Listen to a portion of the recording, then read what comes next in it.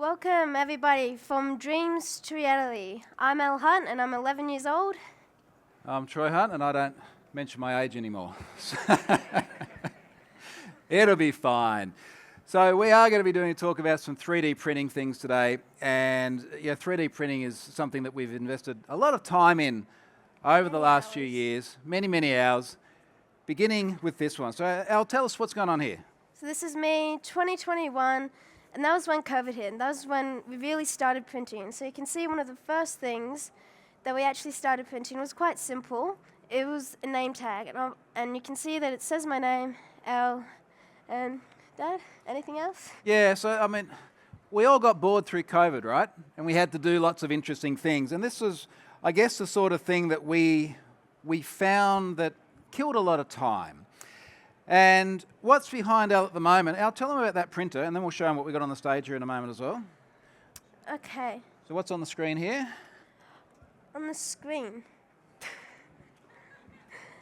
There's lots of screens. This is a Mark III Prusa printer.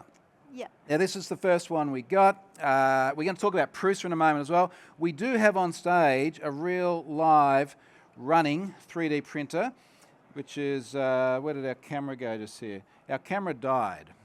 All right, so there's a thing called demo fails. This is your first one. So let's fire up the camera again. There we go.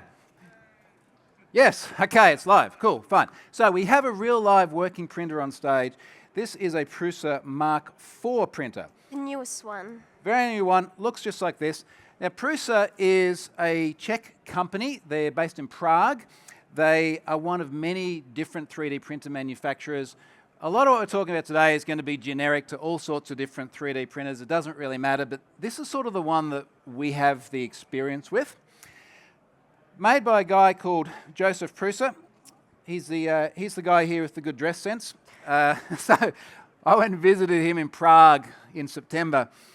And as you can see, they do have rather a lot of printers there in the background. It is something that they do tend to make a lot of. They make a huge number of these printers and ship them all the way around the world, including the one we've got here on the desk today. Now we're going to do a bunch of demos and show you a bunch of things in practice, but maybe Elle, you can start with this one. Can anyone guess what this is? Just yell it out if you know what it is. Yeah, no, you can see it on the desk. Oh, you're cheating. Do you want to explain it? Okay, so this is actually Catapult, and if you look on the design here, you can actually see the springs that are built up in the Catapult. And most people think that you can't build flexible things with 3D printing, but you actually can. And many of the things that's been handed around today, most of them are actually quite flexible. Yeah, so we actually pre-printed a bunch of stuff that we're handing through the audience just so you can hold things in your hand, because I think the first time we picked stuff up, we were like, oh, wow, I didn't know you could do this with a 3D printer. So this is why we're passing these things around, and some of them do bend and flex.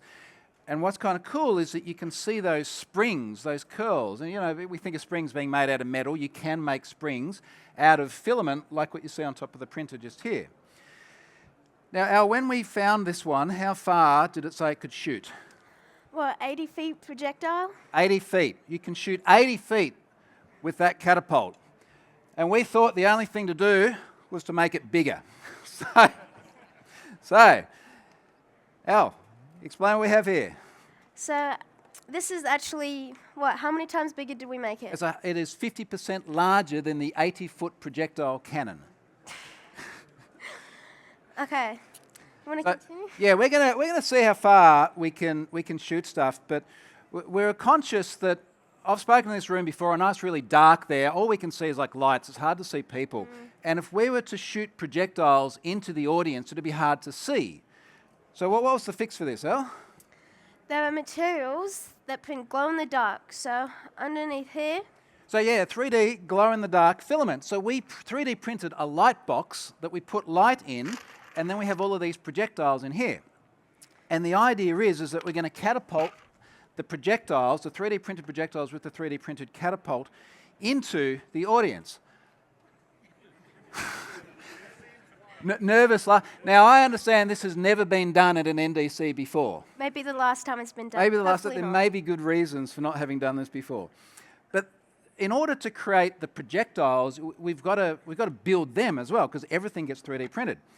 And one of the cool things we can do, as of only very recently, is we can jump over to ChatGPT 4.0 and ask it to create 3D models for you. So in this case, we knew how big the bucket was going to be on this catapult, and we knew we needed a 22mm sphere, but it has to be able to sit on the printer as well. So that's why it has a flat bottom. So the cool thing is ChatGPT comes back and says, here's all the Python code to be able to create it. Now, here's the STL. What's an STL? Stereolithograph. Oh, well done. I didn't know if you'd remember that one, because I often don't remember that one. So usually the 3D models that you'll find online are called STL files. So these STL files have all of the calculations in them to be able to create all the little bits and pieces of things like this and all the things that you're handing around. Now, after we did this and we downloaded it, it looks like this. So walk us through what we're saying here, Elle. So this, as you can see, it's the projectile. But most things, they would have something called infill. Or in this case, only 5% infill, but... Because it would be irresponsible if we catapulted solid things at you, right? Nervous laughter. When you 3D print things, and you'll feel this in the things that are handed around, they're not solid, so they have, like Al said, an infill. And normally it's a percentage of infill. So if you had like a 5% infill, it's 95% air, 5% filament.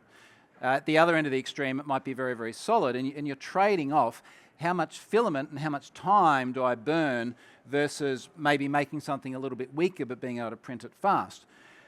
So because we wanted to sort of give you a good overview of what that looks like, this is infill. So Al, what are we looking at?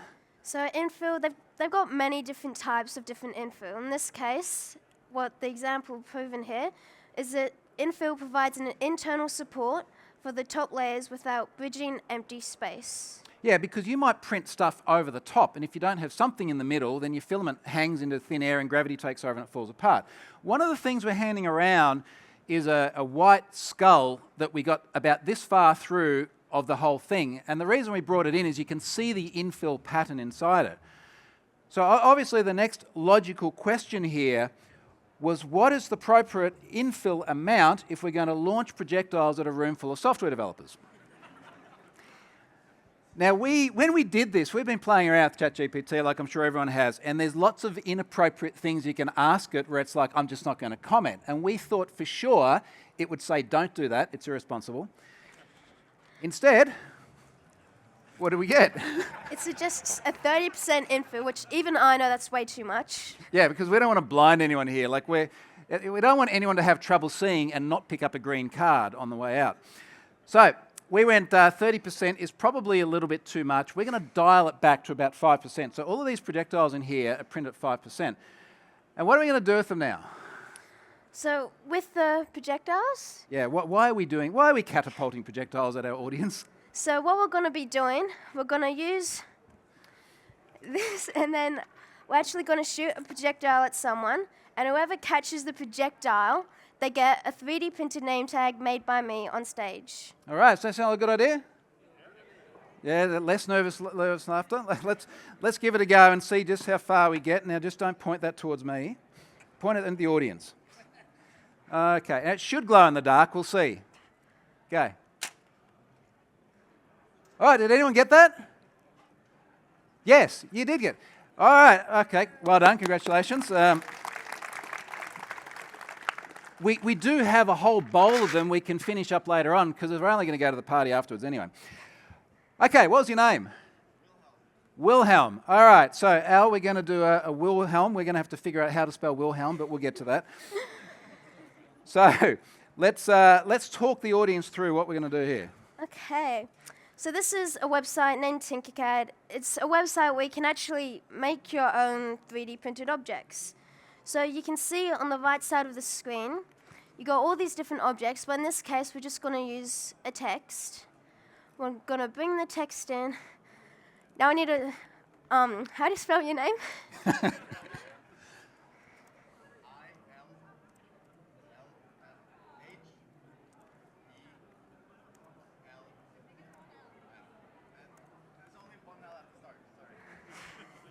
She's a kid, man. Give her a break. Okay. we're really worried it would be like one of those really long Norwegian names, and then we're like, we've only got another 40 minutes. Okay. Charlotte's such a perfectionist. So if we actually print Wilhelm's name like this, all the letters are just going to be floating in the air. So we're going to grab a box so that Wilhelm has a name to be printed on, or has something to be printed on so that his name isn't just being printed in the air. We're going to bring this down, and let's bring that up. Yeah, let's put this at 4. So the interesting thing about doing anything in 3D, like many of us here are software developers, we do things on a screen, we have 2 dimensions. There's a whole bunch of different things you have to think about. Because to Al's point, if we end up with all those letters just sitting there, we'll pop it off the print bed here, and then Wilhelm will just go everywhere. So now we're going to do a nice even number. We're going to do this 8, so it's just double. But now if we look up, so we can press at the top here, it'll go up. Wilhelm hasn't really got a line name, and we kind of want it to be nice and perfect, as Charlotte always wants. So we're going to go to we're going to select all of this. We're going to go a line. We're going to go up and right. Does that look center? Yeah. Pretty good? Yeah. Wilhelm gives the nod of approval. He's happy. Okay, now we're going to go export. Oh, keep forgetting stuff. So, Wilhelm, do you want it to be like a keychain? Okay. So, we're going to grab in a box here, but you can see that it's got all these different lines in it, and you can see it's also selected whole. So, that's basically going to make a small little hole in our design. So, we're going to make this even, 9 by 9. I'm going to put it over here, right about there. Now, we're going to export now, and we're going to go STL, stereolithograph. And the thing about Tinkercad is that it always makes really weird names for this. So you can see that it's exquisite Elle zing. So which is fine. It's fine. Let's put it there. Yeah. So, normally what you can do with these printers, with the Mark IV printers, it's just there, Prusa 3D, Prusa 3D. There. Yep, just there, the one above. There we go, beautiful. Oh, they're both the same anyway. Yeah. Yeah, just save it. What could go wrong? Okay. Actually, we didn't need to put on there. So open that up and keep going. With the Mark IV printers, they do have a Wi-Fi module, so you can join them to the network. They've got an Ethernet port as well. You can print from the printer, or rather from the laptop, directly to the printer, just like you would on a normal 2D printer. We haven't joined that on the network here, so what we're going to do is we're going to transfer this onto a USB stick. But just explain what we've ended up with here. What environment are we in? So we're in another, not really website, but it's called Prusa Slicer, and this one was actually made by Prusa himself. That's why it's called Prusa Slicer. And if we look here, we're going to press slice, which is going to show us how long this takes. So 35 minutes. Because what we've got to do is we've got to take an STL, which is the 3D model you could do all sorts of different things with, and we've got to turn it into something that the printer understands. And that's about more than just a 3D model. It's about what type of filament are you using? What's your infill? We discussed that just before. And we're just running with the defaults here. And now what Elle can do is actually export a G code. So the G code is what we're going to send to the printer by putting it on the USB stick. Now let's grab the right USB stick for now. Beautiful. That one. That should be right. Yep. Okay, cool. So now you can go and chuck that in the printer. We've got something that we can start printing, which is good. Let's chuck it over to the camera and see if we can see anything happen. Now that's just gone to the camera on my laptop. Thanks very much for that. See if we can switch that around. Insta360. There we go. Okay, so now we're going to press print on this, and you can see it's going to start printing. Things are beginning to happen. Okay. Let's, while that's starting to work, because the print is going to take a little while, what it does is it heats everything up. We'll talk about temperatures in a moment. And then it does a quick little calibration, and then it starts printing. So we'll come back to this in a few minutes when there's actually something a little bit more interesting to look at. All right, while that's warming up, Elle, can you just explain what we've got going on here? Okay. This is our current setup at home. Now, you can see on the right, that's the Mark III, and on the left, that's the Mark IV, which is the newer version. But if we zoom in at the top, you can see the map of Oslo. So there are all these really, and this was another one of these moments where it's like, wow, 3D printers can do that. You can download maps of pretty much any city in the world, and you can then print them out on your 3D printer. So this one is 4x4 tiles of the map of Oslo that you print out individually, and then you join them all up together. And if there's another part of the world that's special to you, maybe it's out in the countryside or something, you can get folks to go and get public geodata and create 3D models out of it so that then you can print them on your printer. Now, one of the things we're handing around is this map. In fact, we're handing around just one slice of the map. And if I jump over to Prusa Slicer now, and I go there, this is what you're seeing. So someone has this in their hand at the moment. It's a big white square, and we've got spectrum just in here, and you can see the Radisson too. This travelled all the way from Australia, and during that time, it did become the Leaning Tower of Radisson because it was jammed into this bag, and the roof of Spectrum has blown off in a strong gale. You can see the little red outline that we've done. You can there. see the red because we did it in red. So anyway, you can see the infill now, so it's kind of cool in different ways. Anyway, someone has that in their hand at the moment. Okay. Now, this is the classic Mark IV printer, and if you on the right it says $1,099. But if you look down, you can see that it's actually for $799, but for a kit. So you're saving $300 to get this Mark IV printer in a kit instead of already assembled. So this one just here, we got Joseph to ship this over from Prague, and it came in a box, and we picked this up out of the box in the office on Monday. 15 minutes later, we're printing, its job done. But we wanted to do things a bit differently at home, because when you build the printer from the kit, not only do you save a few $100, but you get to learn all the ins and outs of how it works. So this is what we started doing a few months ago. So as you can see, this is the Mark IV kit. And every single day after school, I just came back, I came back and I helped Dad complete the printer. Hopefully he didn't do it by himself. No, I didn't do any of it while you were at school. But this is like the coolest Lego kit ever, because it's got really, really good instructions, just like a Lego kit. But then you have to put together things like this. So this is one of the main motherboards, and where everything clicks in. And then these, I always forget. These are bearings.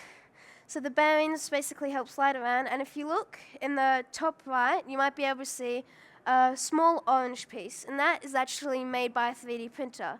So a lot of the things on the 3D printer, like this yellow bit, it's actually made from, or it's made from a 3D printer. Yeah, so the 3D printers have printed the 3D printers. Is everyone with us? Yeah. Right, cool. All right, what are we doing here? This is us putting the bearings on, and you can also see that the little lubricant. Yeah, the lubricant as well, because these are bearings that run on rods, so they need to move smoothly. And these printers really are very precise. I'm kind of wondering how this is going to work out, because this stage is suspended and it's on a wonky table, and then it's moving. So we'll see. But they're very, very precise machines. So things like bearings have got to be lubricated, and every now and then you need to give them a little bit of a clean up and put some more of the grease on them. Now this is the love board. It sits behind, I always forget the name of a lot of things. Yeah, so the love board sits right up there at the top of the extruder assembly. So we're going to talk more about that in a moment. That's our extruder assembly. This is one of the final bits that we do after making the kit. And you get a lot of screws. So most of the 3D printers is actually made out of screws, just keeping everything together so that it doesn't fall apart, because you don't really want that. You just get like loads and loads of packs of screws, and you've got to remember like what's an M410, all the packs and everything are labelled. You've got to get the right screws in the right order. And again, they're really super easy instructions you can follow through. And then this is, we're almost at the end, don't worry. This is while we're just finishing up the print, the final screws and everything. Because I made us work on that every night when you came home from school. Wouldn't let us have a break. And this is final product. Yeah, so eventually you end up with what you would have got by paying $300 more, but you learn how to build the entire thing, which is super, super cool for things like maintenance later on. And then there's a bit which I know was Elle's favourite part. You actually get free Haribos with the assembly kit, and we got free Haribos with this. It actually says, carefully and quietly open the bag of Haribo sweets. high level of noise might attract nearby predators. So this is part of the instructions. They give you Haribo gummy bears, and it's like when you reach key milestones, it's like, now you can eat a slice of the gummy bears. She would eat most of them, and I'd get some as well, and that was lovely. You're a predator. Okay, now, yes, I'm a predator. Let's have a look at that printer, because things are beginning to happen. I just realised we probably need a little bit more light over here, so I wonder if we shine the torch on it, we can see that the camera has frozen. All right, let's kill the camera and we'll start that again. Now, if we remember, that was going to take, I think, did it say 25 minutes or something to print? 35. 35, there we go, that's better. There we go, so we can just see that first layer coming up in black. And I just remembered we didn't do the colour change, doesn't matter. Meh. Demo fail, no one will notice it if we don't damn, okay. All right, doesn't matter, next bit. Let's go on and talk about this. So this is a printer printing at normal pace, and you can see the x-axis, and then you can see the y-axis. But this is a 3D printer, not a 2D printer. But with this normally printing, it's quite hard to see the z-axis. So if we speed this up, then you can actually see the z-axis working layer by layer and layer. And yeah, just working itself up to make a benchy. So this, what it's printing, it's called a benchy. It's kind of like the benchmark or the statement piece of Prusa. So a benchy is I guess like a de facto standard for benchmarking different printers. How long does it take to print the benchy? What does the benchy look like quality-wise when it comes out? If we have a look at it really closely in Prusa Slicer, this is what a benchy actually looks like. You can see all the different layers, and most of them, they're actually 0.2mm layer height, which is around the average layer height. But if someone has the clear vase, you might be able to, if you run your finger up and down, you can feel that it's actually 0.6mm, which means it's thicker because it's a bit less detailed than most things. So you can choose how thick you want your layers to be, and 0.2 is a sort of the de facto standard. Someone there does have a clear vase, so we actually use a clear filament to make that. And like Elle said, if you run your finger on it, it feels like you can feel those layers. It's very rigid. And what you've got to remember is when you look at this image of the benchy, a 3D printer is just laying down layers on top of each other. And if it makes them smaller and finer, then you get very smooth edges, but it takes longer. You could do like a 0.1mm layer height. You make them thicker, it'll print faster, but then it will feel a bit rough. Doesn't matter for something like a vase. It does matter more for things like some of the other models you're feeling at the moment where they feel sort of nice and smooth. Now, all of these printers are FDM printers. What's an FDM printer? I'm 11, you can't expect me to remember everything. I can't remember either, and that's why we have the description on the page. Okay, fused deposit modeling, a material extrusion method of additive manufacturing where materials are extruded through a nozzle and joined together to create 3D objects. Right, so you do get things like resin printers as well, where you'll see the models actually like rise out of a print bed where they're not printing layer by layer. A resin printer is not an FDM printer.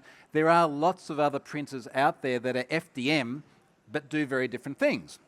For example, this is concrete.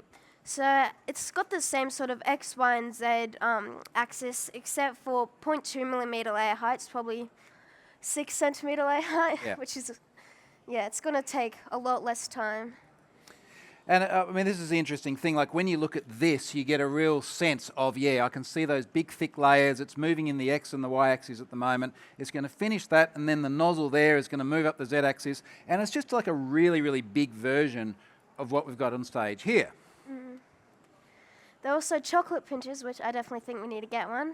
There are actual like bars of chocolate that you can put into that big white bit, and then it actually prints out edible chocolate. Yeah, so, and again, it's FDM because it's fused deposition modelling. It's like layer by layer, building the whole thing up into a model.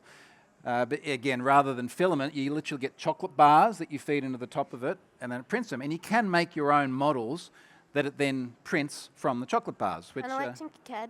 Which I think we've agreed we need one of these. Yeah. I don't know what we're going to build out of it, but I just want to print chocolate. It sounds cool. Okay, so let's have a little bit of a look at the mechanics of how the important bits of this work, and in particular, this section here. So this is our extruder assembly, and we're going to explode this section at the top and have a look at the mechanics of what happens inside. And again, if you build this yourself, you have to put that together, so you will learn how it works. Okay, so we've got the drive gear, which is the massive silver bit, and you can actually see that it's got little ridges to pull down the filament. And the drive gear, you've also got the idlers, which helps the filament just smoothly go through into the extruder. So the thing pulling that filament off the spool is that drive gear. And one of the things that Prusa has done with this latest printer, it's got a really big drive gear. So it's very reliable in terms of grabbing that filament and pushing it through. And the idlers just keep it in place whilst it gets pushed down this tube towards the bottom, which then brings us into the next section, which is probably the very pointy end, so to speak, of how all this is put together. So what do we got here, Elle? Okay, so the first thing we got is the tool head. So you can see the yellow arrow shows where the filament actually goes through, and then the tool head, yeah, that's basically also where the filament goes through. Now you got the heater block, which is around 215 degrees. That actually heats up the filament, turning the filament from hard plastic into softer plastic that's flexible and printable. Now your heater block, depending on the type of filament, runs at different temperatures. So this one at the moment, in fact, it will tell you when the screen cycles through, but it's normally running at about 215 for the type of filament we're using. Some filaments run a lot colder, other filaments will run at 280 degrees. So the end of this gets super, super hot. And the two cables there, one just provides power to it and heats it up, and the other one, the smaller one in the middle, is a thermistor. So it constantly measures the temperature of that heater block so it can provide more or less power to keep it very, very accurate in terms of temp. One more important bit, Elle. Okay, another important bit is the nozzle. So you can actually change out these nozzles. In this case, the nozzle's around 0.4 millimeters, which is like the layer height, it's the default layer height. But you can also get 0.6 nozzle height, and you can also get like 0.05 for really detailed things. So you can choose how big do you want your nozzle to be, and then it's a little bit like the layer height. So the smaller it is, the finer the objects that you can print, and the larger it is, the less detail. But the larger ones obviously print really, really fast. So that vase was a 0.6 millimeter nozzle. I think that vase only took about half an hour to print. It was super, super fast. But the really detailed ones, you can do things like little features, but it takes a long time. Okay, so that's a bit of an overview of the pointy end, if you like. Just since we've got time and this is printing well, let's see if our camera still works, and you can actually see the infill there. So this is a grid pattern infill as it's starting to create that block, which Wilhelm is then going to sit on. So that's good, that's working well. Now the bit that it's actually printing on, Elle, what do we got here? Okay, so we've got the heat bed, and the heat bed, there's a lot of like around 60 degrees, and yeah, so the heat bed's around 60 degrees, and then what sits on top is the steel sheet. So the heat bed actually heats up, as I said, around 60 degrees, and then the steel sheet's magnetic, so it just clicks onto the steel sheet. And if you could see before, the heat bed said do not print, and that's why you definitely should not print. And I hope we never do that. Yeah. No, yeah, don't forget that. No. The heat bed is a great big magnet, and the steel sheet, obviously steel, so that sits on top via magnets. There's some little positioning guides, and then it stays perfectly in place through the whole print. So when this finishes, we'll just pop that steel sheet off, give it a little twist, and the model will pop right off. And again, like the nozzle, depending on the type of filament, you might print with a much hotter heat bed or a much cooler heat bed. And it's got to be at the right temperature to stop the filament from sliding off and ending up somewhere else. Now, speaking of filaments. Got all these different types of filaments. So you can see here, this is black filament. That's also what's printing Wilhelm. You got orange filament, but on the screen, you can see you got pink, purple, green, and so on. Now these... Right, go on. You also got rainbow filament. So whoever had the rainbow dragon, that was printed with just one continuous filament. So the ones on the previous screen, they're all from Prusa, and they're called Prusament. So that's their own brand of filament, and that's what we've got sitting on the printer here at the moment. Now those, if we put them in NOK, are probably like 500 NOK for one of these spools of filament. They're very high quality, they're very reliable. You can get a lot of other 3D filaments, such as these rainbow ones here, which are about half the price. So maybe you're talking about 250 NOK for one of these spools of filament, which does print a lot of different models. And Elle mentioned the Flexi Dragon. So someone at the moment has got a dragon that's about this long, which is articulated. And that's just printed out of a rainbow filament. It's the one piece of filament, it just changes colour as you go. So as it builds up the layer heights, you see the colour transition through the model. Now, you also got marble filament, which obviously isn't actual marble, but it's just like all the other filaments here, except it's just a different look of material. It works exactly the same way, but there seems to be a lot of new and innovative things as well. It didn't seem that long ago we didn't have the marble or the glow-in-the-dark stuff like we've done these little balls out of. So lots of different cool styles. I think we like this one as well, Elle.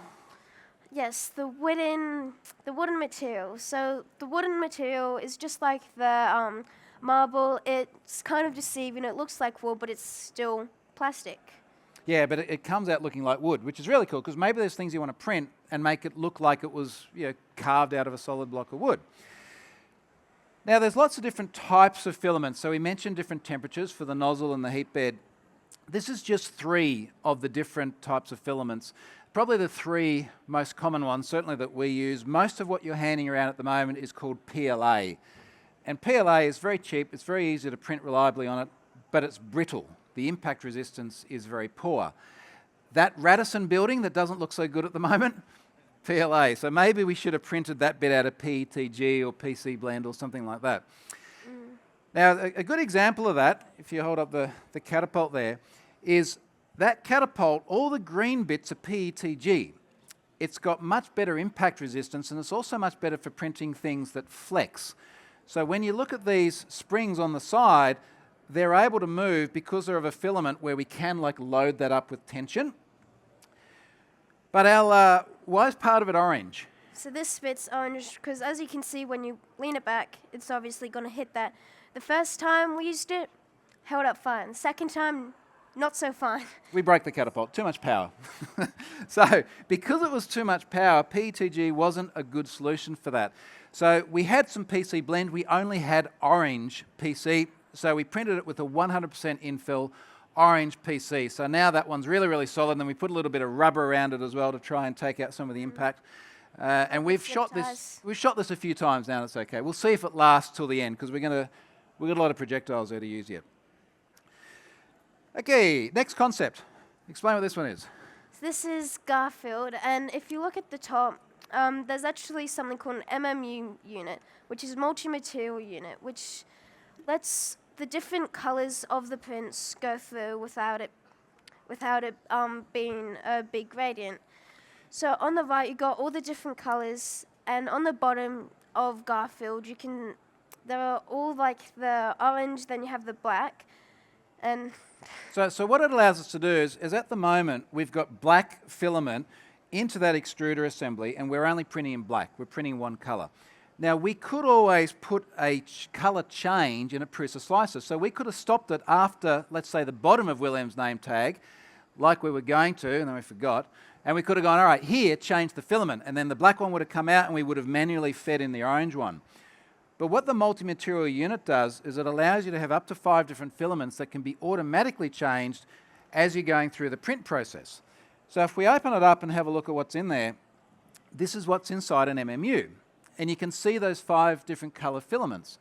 So the way the printer does that is it might be using the first filament, which is white, and it prints a whole bunch of white, and then it rolls that filament back up into the spool, and the little selector on the right goes across and it selects the next filament, and it pulls it down, and then it's able to now start printing with, say, blue instead of the original white. So what that means is you can do stuff like this. so someone's handing around Deadpool now. This is also an MMU unit, but if you look on the right, there's actually something called a purge tower. Now, a purge tower, as I said before, you don't want a gradient all throughout your print.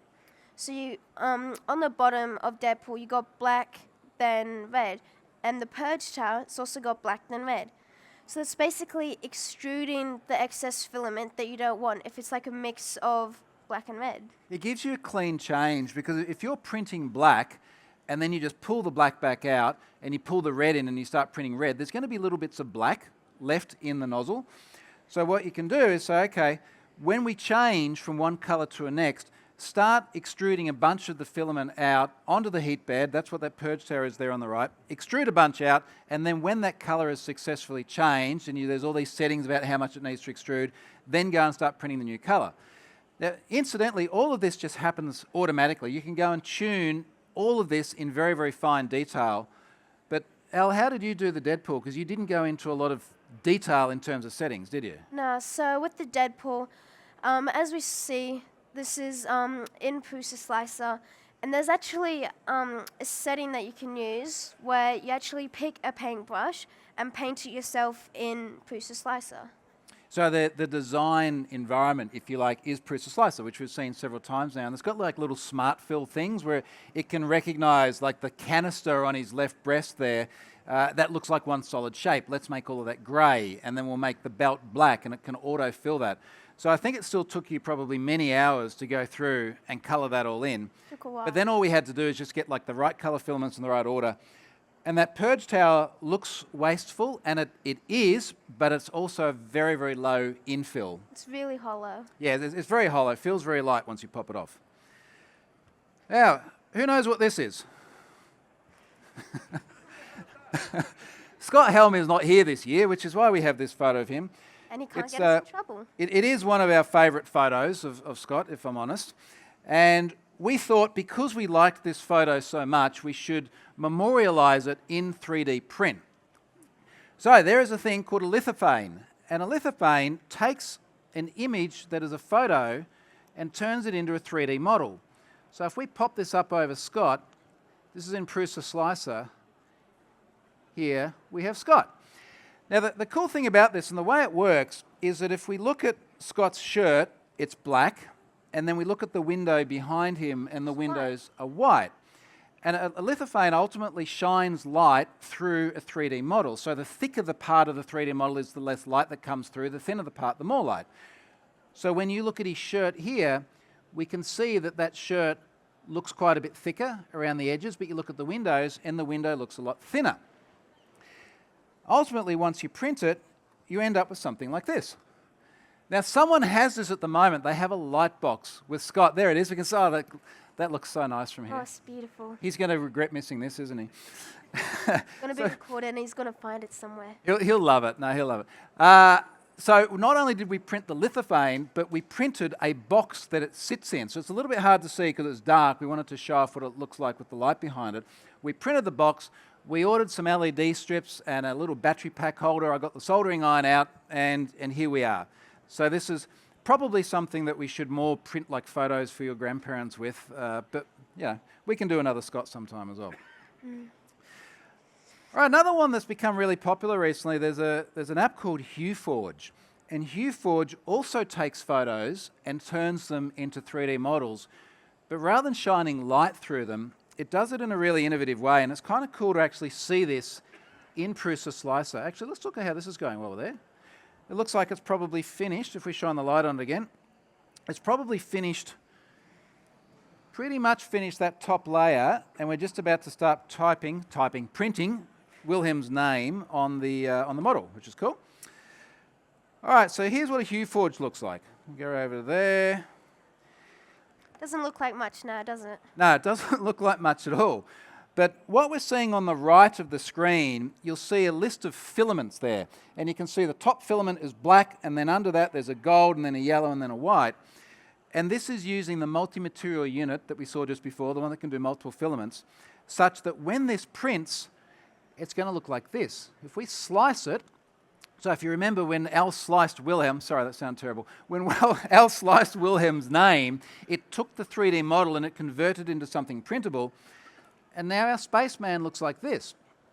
And what's super cool about it is that as we zoom into it, you can see the individual layers and how it actually works. Someone out there has the spaceman at the moment, and if we scroll these layers down, we can see it just starts with a black layer, and then we go up here and we do a gold layer, and then a yellow layer, and then a white layer. And by the time you zoom out and you're not on like this massive macro mode, you end up with something that actually looks like a photo. And again, this is just one of these things where it's like, we saw that and we picked it up and we're like, That's really cool. Like, I that's never knew really, you could really do that. Okay, something else cool. Certainly something else that we use a lot. These are vernier calipers. So vernier calipers, they're basically like a really accurate measuring tape. So as you can, it says that 9.23 millimeters, and this is actually measuring 1/100th or 1/100th of a millimeter. Yeah, spot on. So it's a very, very accurate way of measuring things that you can then use those dimensions to go and design them in maybe Tinkercad or other 3D modeling tools as well. So there's a lot of things where I want to say we spent about 200 knock on them. This is something we spent about 200 knock on. It sits there in the drawer, and every time we need to print something that fits somewhere, and we'll show you some examples of that in a moment, we use the vernier calipers. So these are lots of screws. As we said before, as we were printing the Mark IV, not this exact one, but you get a lot of screws, and it's around, how many knock would you say? Around 200 knock? Yeah, everything's everything's around 200 knock. And you can just get this off Amazon. Yeah, 200 knock, and it's one of the main parts that you use to build a 3D printer. So someone at the moment has the Cryptex, where it's got all the little dials around it with the letters. That's held together with these screws. So the model's already got the thread in it, so that when you print it, all you have to do is get your screws out, and you do them up with an Allen key or a hex key, and it keeps the whole thing together. Now, I also use magnets a lot. Now, if anyone has the counting machine, that's actually mostly magnets. So there are like dozens of magnets in there that just make sure all the letters have been held together and that it moves nice and smoothly. So the counting machine has a really satisfying click. So if you press the lever, you'll see there's a big lever, feel free to click that, and the wheels will turn. That was one of the things in the video, if you're here and it was playing just before we started. Every time it clicks, I can hear it. It's over there. Satisfying, isn't it? And if you spin the wheels, it feels like they click into place because every number has got a magnet behind it, and then there's another corresponding magnet. In fact, there's 2 rows of magnets under it, so it just clicks into place. Like we're just going to be hearing clicking in the background. Yeah, but it sounds so good, doesn't it?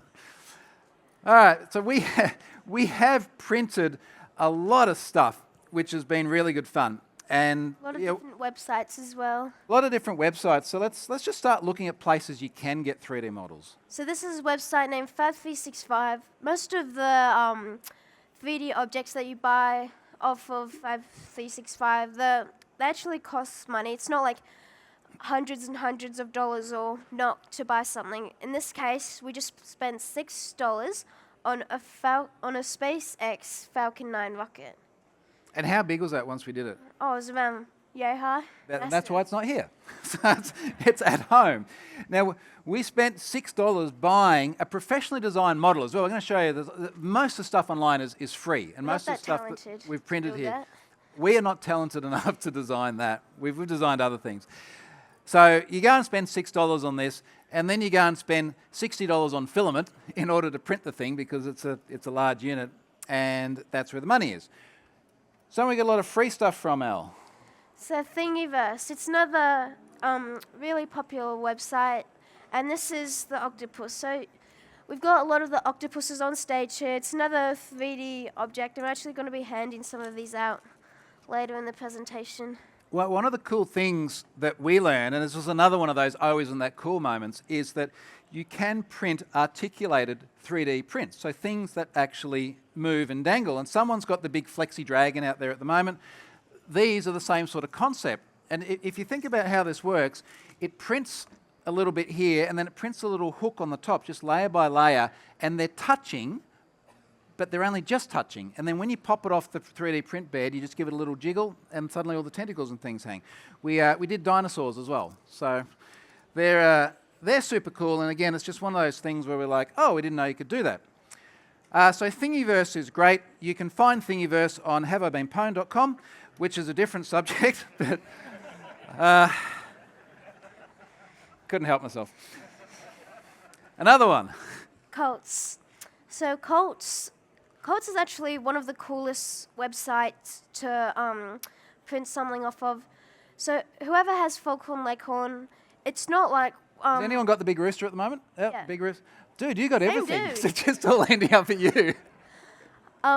Yeah, it's unlike Garfield. You actually print all these separate bits and then you glue them in together. So there's lots of like screws, magnets, glue involved with 3D printing. And it takes around like 30 minutes to put in every individual thing. So like you might be able to see like the fingernails that you have to glue in. Yeah, like look at the tiny claws down the end. I mean, they take like 1 minute to print. They're these tiny, tiny, tiny little white bits. And then it's just super glue. So we just super glue the whole thing together and it turns into that cool model. Okay, now this is Printables, and this one's owned by Prusa, same sort of color genre. And this is where we got the cryptex off of. So, yeah. Printables is awesome because it's started by Prusa. It's fairly recent. I think it was about 18 months ago they launched Printables. I suspect in large part they launched it because a lot of the Thingiverse stuff is a little bit of a kludge of different models. This is a really well curated website where the vast majority of stuff is free. So someone, maybe this guy, he's still got Foghorn Leghorn. Someone has this cryptex at the moment. That's a free print. There it is, up the corner. It's a free print. You download it and you print all of these little parts bit by bit, and then you assemble it, again, with a few screws as well. And what's one of the things we really like about Printables as well, Elle? So there's actually a massive community with Printables. So you might be able to, or you can see on the screen, it's actually got a lot of different ideas of color genres that you can use. So I've actually printed, or we've printed around six or seven different cryptexes, and we got all these different color genres, and I actually use these as my birthday invitations. Now, these are the coolest birthday invites ever. Imagine if you're Sophia and you get that, because we just coded each kid's name like into the cryptex. So in order to get the birthday invitation, they have to get the code and undo it. I think just think about that previous slide from where people are posting what they've done. One of the things that we really like about Prusa in general is it is a very community-centric organisation, and they're very much our sorts of people as software developers, where we collaborate a lot, we contribute to open source, we share very openly, and Prusa is very, very much that sort of genre, which is sort of one of the reasons we've ended up sticking with this organisation rather than going to some of the others. Let's have a look at how Willem's looking over here. Okay, so we're starting to see his name emerge from the top. We're getting close. The printer says we are 87% of the way through. Thank you, Elle. We've got 4 minutes remaining, and then Wilhelm will be finished. So while we're waiting for him, something else that's kind of cool. Everyone knows GitHub. Everyone is very familiar with GitHub in this room. You can go to skyline.github.com and put in your username, or put in my username, and it will go and generate a 3D model of your commit history for a given year. How cool is that? Now you need to make sure, not your commits themselves, they don't have to be public repositories, but if you allow your commit history in terms of the volume to be shown publicly, then GitHub can take that and it can turn this into this tower. So someone at the moment has my 2023 GitHub commit history printed out of marble filament as well, so it looks really, really cool. So that normally just sits on the desk at home, and then each year you can go, oh, how was my commit history? And again, this is just an STL that you download. All of this stuff we've been talking about is fun. It's fun decorations. It's cool to print, it's a lot of decorations, but then people often say, well, do you print anything useful? And then, yes, we print a lot of useful things. Now let's have a look at some useful stuff we printed. And I want to start with this one. Yesterday in the keynote, I mentioned that we'd done a lot of home automation, a lot of IoT. And one of the things I really, really wanted to automate was our air conditioning unit. Now, this air conditioning unit is ancient. And if we wanted to go and buy like the IoT integration components, it was exorbitantly expensive. And then I thought, okay, well, maybe I can get like an IR blaster, and you can just send IR signals to the unit. But the problem is it's so old, it doesn't even support infrared. So it's not like it came with the remote control, and then I could go and get like a Sensibo or something which could blast IR at it. The only thing it really has is that power button on the top. So I went, okay, let's do this. I went and got my vernier calipers and measured the whole thing precisely to create a frame around it and a little holder that goes at the top.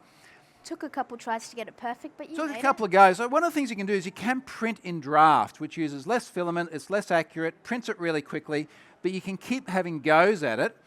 And then I'm printing it out, and eventually I'm wanting it to sit on the wall over here on top of the aircon. So here's what we ended up with. This is holding a switch bot. So you can see just on top of that power button is a switch bot, and in my hand is another one of those Zigbee IoT buttons. So watch what happens now when I press the button.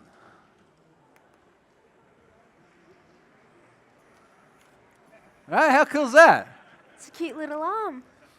And it's like the hackiest way ever of turning the aircon on and off, and we use it every single day because I've got that big button just next to our bed, and you go, oh, the aircon's on and I'm a bit cold. And a single click, and the little mechanical arm downstairs is just leveraging the button. And we saved ourselves a lot of money by doing that, and we gave us good conference material. So win-win. What about this one? Okay, so Charlotte came up to me. She showed me this bonsai tree. It's like, oh, that's beautiful. And she's like, I have a problem. There's this massive stick coming out of it, and I can't put it in the vase I want. So I got out my... Yeah, Charlotte bought both a bonsai tree, and you just look at the bottom of it, and a pot, and she stuck it in there, and it fell over because it's just a stem. It's heavy as well. So I got out my vernier calipers, and I measured it out to make this. So what material or what... Well, we actually took a couple of attempts. I think one of the things we find with 3D printing is there is a bunch of trial and error. And one of the first things we did is you printed just a cylinder on top of a flat plate, and you printed it in PLA. And it broke. And it broke straight away, because if you remember earlier on, PLA is more brittle. So then you had a good idea where you went, let's put another ring around the bottom for reinforcement, and then we'll print it with PETG. And now it looks like that, where it can actually sit there. What do we end up with, Elle? The final product's just beautiful. My masterpiece. So now it looks awesome, and the moss and everything covers the orange 3D filaments. That's fine. Wilhelm has finished. Let's have a look at how he looks there. Elle, do you want to give us a little bit of light? How's he looking? Look at that. So we have a finished Wilhelm. Now, we need... I'm sure you're finished. You're fine, mate.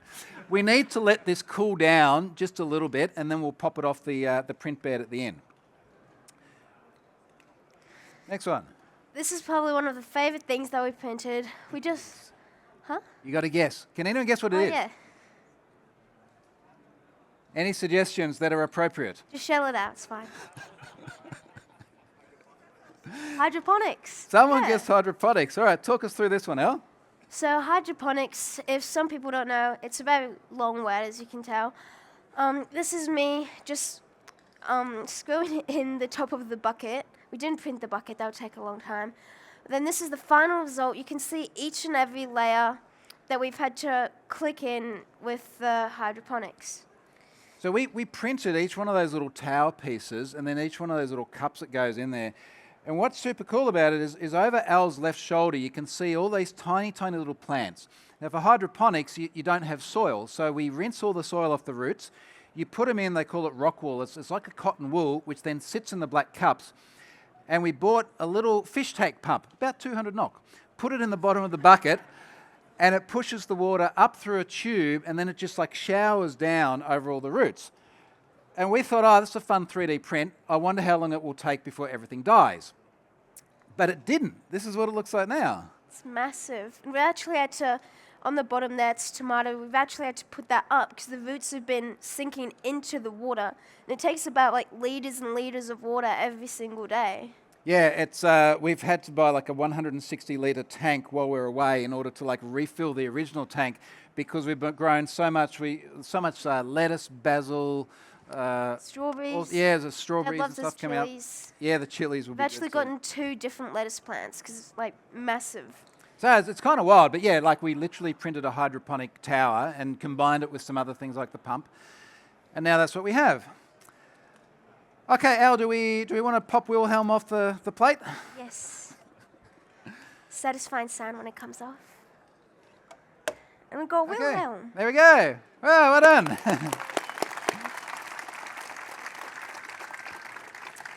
Now that's a good sort of segue to the end. Wilhelm, we'll leave you up here, mate, so come and grab that before you go. We will take some questions, we will give some prizes, we will catapult some more stuff into the audience. While Elle gleefully grabs the catapult and the projectiles, does anyone have any questions? Yeah.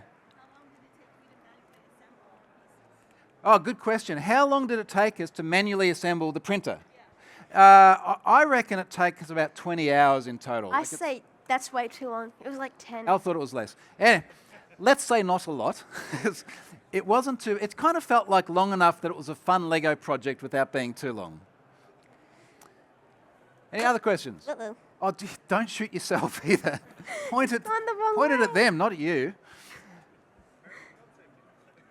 All right, any other 3D questions? Oh, 3D printing questions. Yes. Yeah, good question. Did it print well right out of the box, or did you need to configure things? Just shoot it at someone, because then they can have a prize. That's forward. I'm printing it forward. Okay, go. Oh, that's high. Oh, Niall! Why'd you give it to Niall, of all people? I'm going to go the opposite way. Let me answer the question. This one, straight out of the box, worked immediately, perfectly. We haven't tweaked anything, and without you pointing the catapult at me, go that way. You'll have to take my word for it, but Wilhelm, you look great, mate. This printed really, really well. The one at home, so there's a calibration process when you first get it. This one had to go through a calibration process too, because it's been in the shipping. The one at home, we had one problem with the way we'd constructed it. I think we had a sensor somewhere that didn't work. Oh, there we go. Incidentally, if you catch one, on the way out, grab one of the models we've handed around, because we don't want to take them all the way back to Australia. You need to give us the things back. Yeah, in fact, to that effect, if you can start handing those models forward, and then Charlotte will come and grab them and put them down here. So they do print very reliably. Oh, wow. Oh. I saw that bounce. Oh, whoa. That just went down into the crowd. Sorry. Hopefully that didn't hurt someone. It's just the NDC conference desk right underneath us. Don't worry about it. Only important people. The Mark IV got a lot more reliable as well. Again. Right. Yeah. Oh, good catch. Oh. The Mark IV got a lot more reliable as well, so it doesn't need to do things like the Mark III. You had to calibrate Z-index. Wait, no, it's fine. Oh, you're fine. So the Z-index is how high that nozzle is off the print bed, and you had to sometimes calibrate it down to fractions of a millimetre. Uh-oh. It's still good. I can feel Any other questions? Yeah. Still use what, sorry? Oh, every day. So when we showed you like the map of Oslo and the two printers underneath, that's right outside her bedroom.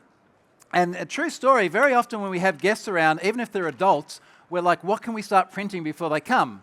Because people come past and they see that and they're like, whoa, that's amazing. We had an architect out the other day because we're doing some work for the house, and all they want to do is talk about the 3D printer. Yes. What about noise? Do you hear it from your bedroom? It's right outside your door. I hear the Mark III. Yeah, you hear the Mark III, the old one. This Mark IV, it sounds like a sales pitch, but yeah, caveats, they lent us this to use, but they haven't given us anything. The Mark IV is a lot quieter, and it's also literally twice the speed of the previous one. So look, it's quiet enough that we have it, if we sort of think about that picture, immediately outside Elle and her brother's bedrooms. We certainly don't hear it at night either. So yeah, you can leave it running and it's fine. It's just fun. No. Oh, you just want to get hit again. Any other serious questions? Yes.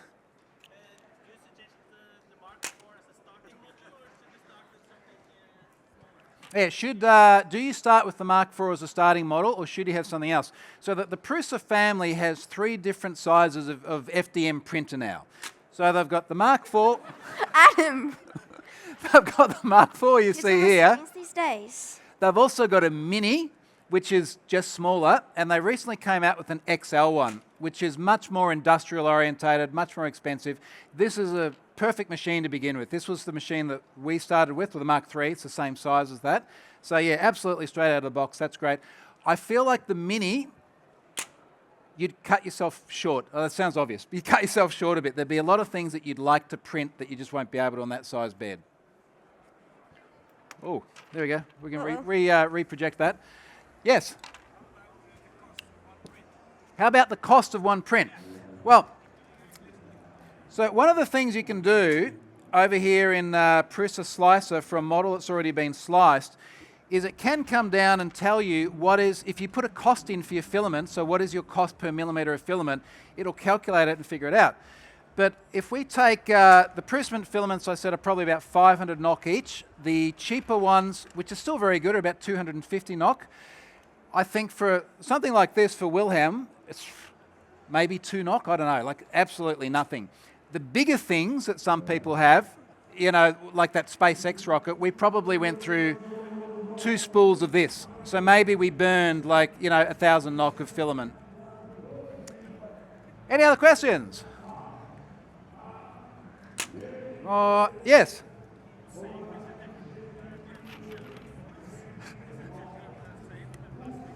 Say again? Is it okay? Is the plastic safe for children? So long as they don't eat it, it's fine. Yummy plastic. So normally the question around safety in filaments comes down to things like, can I put food in it? I probably wouldn't do that.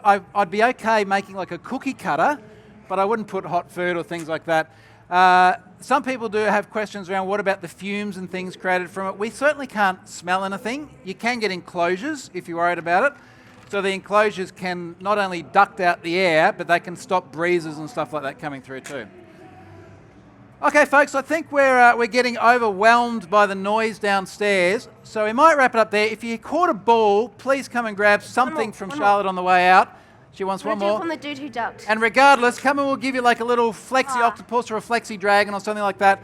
And thank you very much for coming. It's just fun.